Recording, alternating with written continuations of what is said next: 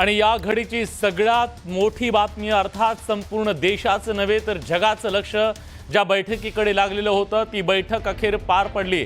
पंतप्रधान नरेंद्र मोदींच्या अध्यक्षतेखाली झालेल्या या उच्चस्तरीय बैठकीत निर्णय घेण्यात आला की सैन्याला आता पूर्ण सूट देण्यात आली आहे। पंतप्रधान नरेंद्र मोदींनी या बैठकीत स्पष्टपणे सांगितलं की दहशतवाद्यांना चोख प्रत्युत्तर देणार आणि दहशतवादाचा समूळ नायनाट करणार।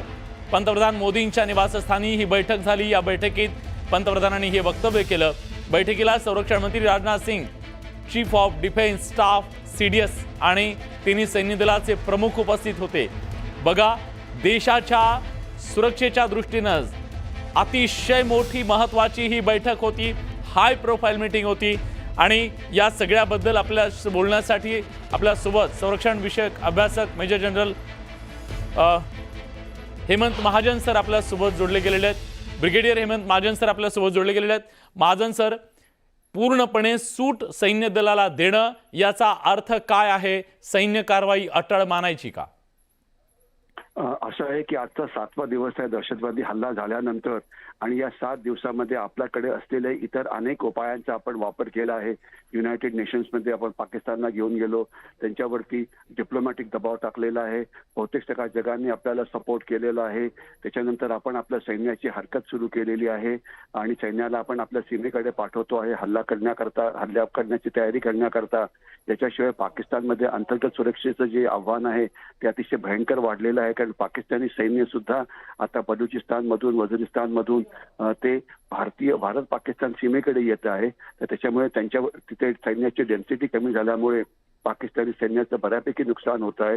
म्हणजे त्यांची अंतर्गत सुरक्षा आता गंभीर झालेली आहे आणि पाकिस्तानला हे पण कळालेलं आहे की त्यांच्याकडे त्यांची जी शस्त्र सिद्धता आहे ही अतिशय कमी आहे। म्हणजे म्हणायचा अर्थ असा की त्यांची जी मोठी शस्त्र आहेत 50% शस्त्र ही सर्व्हिसेबल नाही, म्हणजे विमानं असो की बोटी असो की तोफा असो की रणगाडे असो। तर त्याच्यामुळे त्यांनी आता नवीन शस्त्र घेऊन त्यांची रिप्लेसमेंट सुरू केली आहे आणि याकरता त्यांचा सर्वात मोठा मित्र राष्ट्र अर्थातच चीन आहे आणि चीनकडे प्रचंड क्षमता आहे त्यांना जेवढी पाहिजे तेवढी शस्त्र देण्याची। पण मुख्य मुद्दा असा आहे की ही सगळी हजारो लाखो कोटी रुपयाची शस्त्र विकत घेण्याकरता पाकिस्तानकडे आर्थिक क्षमता आहे का? तर त्याचं एका वाक्यात उत्तर आहे, अजिबात नाही। जे पहिले कर्ज पाकिस्तानने चीनकडून घेतले त्याला त्यांनी एक खडकू सुद्धा पेमेंट केलेला नाहीये आणि आता हजारो कोटी रुपयांचं अजून त्यांच्यावरती नवीन कर्ज होणार आहे। याचा अर्थ पाकिस्तानची परिस्थिती अजून गंभीर होणार आहे। याच्याशिवाय पाकिस्तानी सैन्य म्हणजे एअरफोर्स हे हवेमध्ये गिरट्या मारत आहे, त्यांचे जे बोटी आहेत ते अरेबियन समुद्रामध्ये पेट्रोलिंग किंवा गस्त करतायत। तर याचा पण खर्च असतो, कारण युद्धजन्य परिस्थिती निर्माण झाली की प्रचंड खर्च होतो। तर पाकिस्तानकडे म्हणजे एवढा स्टॅमिना आहे का की इतकी दिवस खर्च घालायची, एवढा पैसा खर्च करायचा, शस्त्रसिद्धता करायची वगैरे? कारण त्यांचं मोरालपणे पुष्कळ खाली गेलेलं आहे। याच्याशी आपण बोललोच होतो की 1000 सैनिक हे रिझाईन करून जायला मागतायत आणि त्याचे रिटायर्ड लोकांना आत यायला सांगतायत वगैरे वगैरे। तर म्हणजे आता पाकिस्तान अतिशय गंभीर आर्थिक परिस्थितीमध्ये आहे आणि गंभीर सुरक्षा परिस्थितीमध्ये आहे।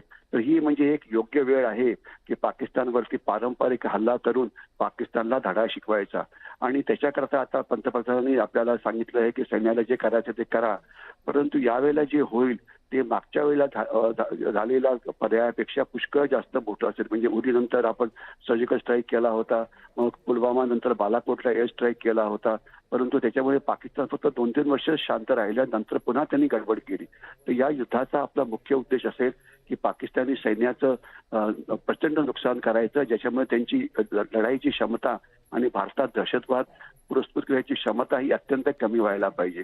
तर त्याकरता सैन्याकडे अनेक उपाय आहेत।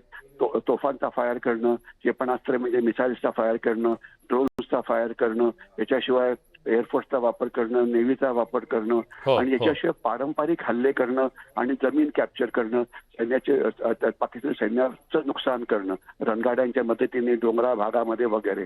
तर मला असं वाटतंय की यावेळेला जो आपला पर्याय जो आपण निवडू हा इतर इतक्या वर्षापासून केलेल्या वेगवेगळ्या पर्यायांपेक्षा अतिशय जास्त मोठा असेल।